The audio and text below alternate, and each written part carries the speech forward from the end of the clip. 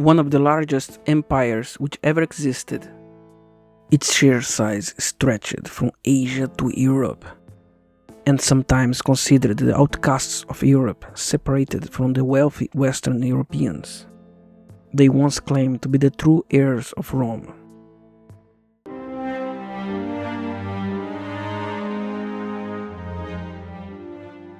Rome, naturally, was the original capital of the Roman Empire. The empire was so successful that it brought most of Europe, Middle East and North Africa under its umbrella of influence and culture. But almost 1,000 years since its foundation, and Rome holding the title of the center of the civilized world, gradually, between the 3rd and 4th century, Rome lost its prestige and was replaced by another Roman city, the city of Constantinople. Basically, at the same time as Christianity became the dominant religion of the previous pagan empire. This is due to many factors. One important one is that the Roman Empire was divided in two parts, East and West, by the Emperor Diocletian. After the troubles of the crisis of the 3rd century, the East spoke predominantly Greek, while the West Latin. But some argue that the most crucial event that made Rome lost its prestige was the adoption of Christianity as the empire religion by the Emperor Constantine. The first Christian emperor renamed a city called Byzantium in the Bosphorus to be his new capital of the East. The city would be named Constantinople in his honor. Constantinople became the most important Roman city of the East and also became the capital of Christianity. And this gave to the Greek-speaking city an almost mythical status in several ways, just like ancient Rome. The Greek language already had much status in the Roman world, and having a capital which spoke the language only increased its prestige. Also, the provinces of the East were way more richer than the provinces of the West, and the fall of the western part of the empire didn't help Rome either. Even when the Emperor Justinian were able to reconquest Rome from the barbarians, Rome was the capital of the West Latin, pagan, old Roman Empire, while Constantinople was the capital of the Greek, Christian, Eastern, New Roman Empire, also known as the Byzantine Empire. The Roman Emperor in Constantinople became the central figure of the Roman Catholic Church, where Catholic is just a Greek word that means universal.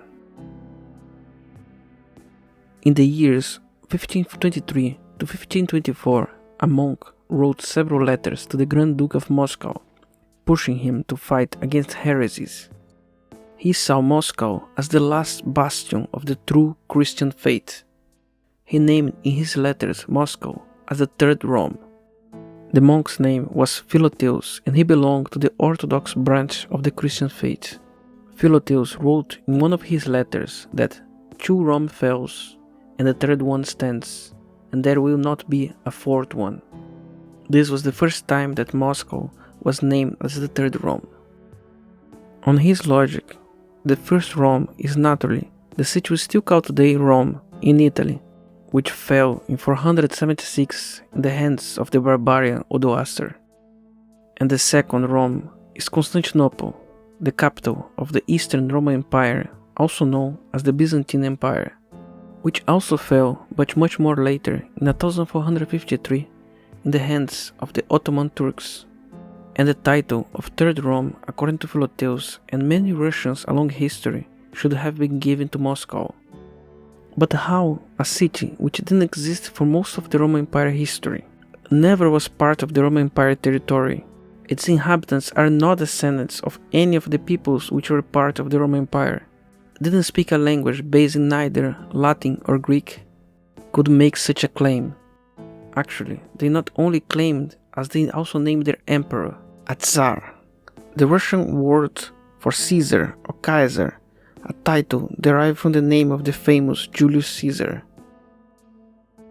To understand their story, we first need to know that the Romans became Christians, and the eastern portion of the empire didn't fall in 476, but instead survived for more 1,000 years, as we know as the Byzantine Empire. And in the year 1054, the Roman Christian Church split into Roman Catholic and Orthodox. The schism is a result of a series of disagreements between the Church in Rome, which remained speaking Latin, and the Church in Constantinople, who mainly spoke Greek. The church administration was centered in Constantinople and was subdivided in regions. Each region was administered by a patriarch, or in Latin, a pope. The region of Rome was one of those. By the time of the disagreements, the West was a wealthier region and made sense for the church in Rome to try to distance themselves from the East. The Eastern Church name was Orthodox Catholic Church, meaning the correct universal church, and was Roman because belonged to the Roman Empire. And in an effort to declare independence from Constantinople, but not to look that different from before, the church in Rome started to call themselves Roman Catholic Church, as it was centered on the city of Rome.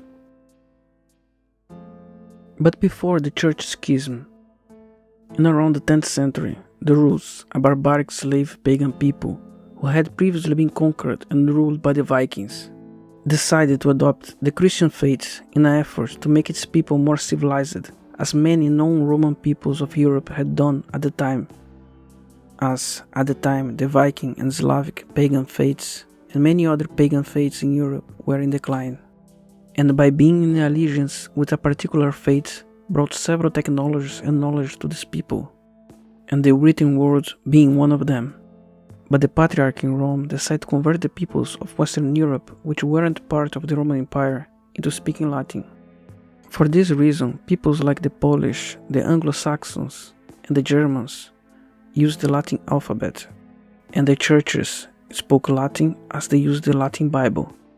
But if the legends of the Rus were to be believed, around the same time, the Rus sent delegations to the main faiths of the time, the Church of Rome, the Church of Constantinople, and also a delegation to the Muslim world, as at the time it was not seen as something that different than Christianism.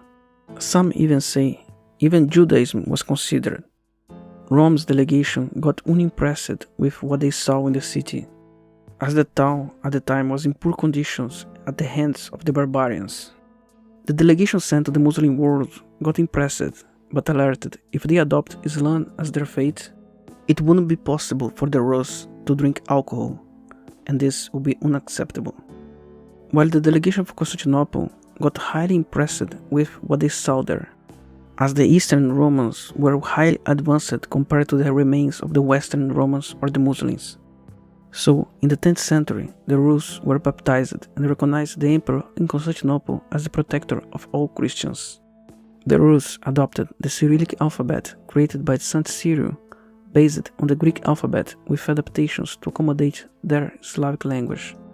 The Rus people originally referred to themselves as Slavic, but the name Rus did not come from a Slavic language. It came from Old Norse, or the language of the Vikings, and means rowing, or in a loose translation, the people of the boats.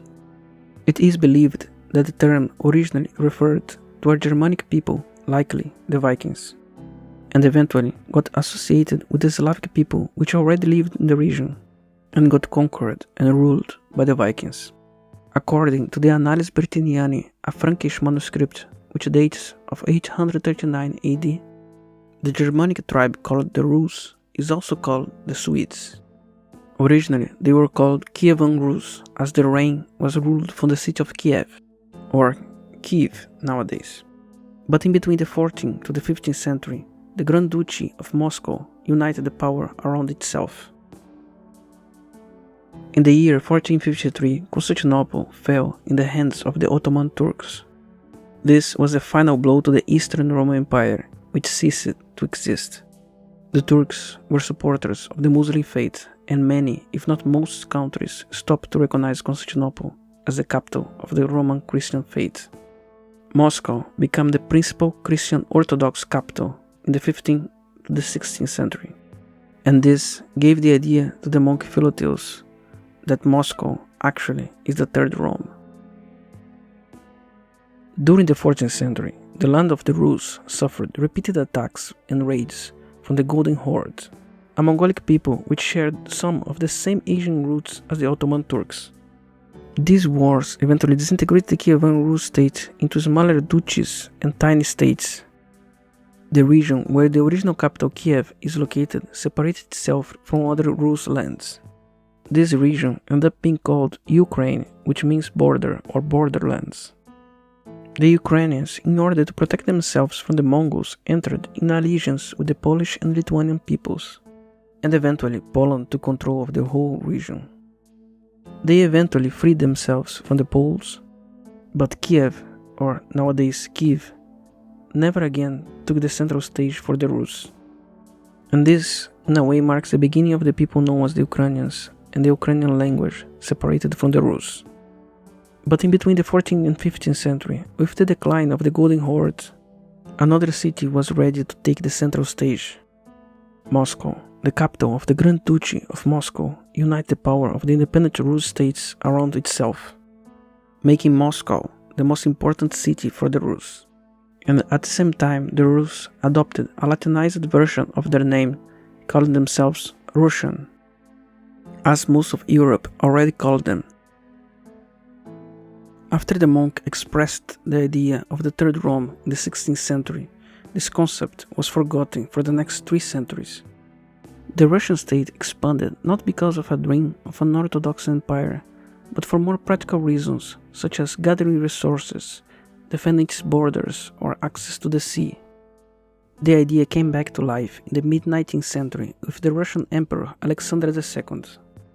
The letters of Philotheus were printed on a large scale, and the concept of Moscow as the Third Rome was adopted by the Russians.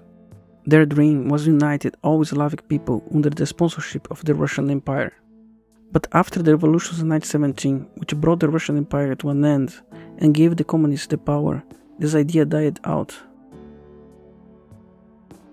Besides of being an imperial capital and both being very old cities with much history, Moscow has little in common with Rome.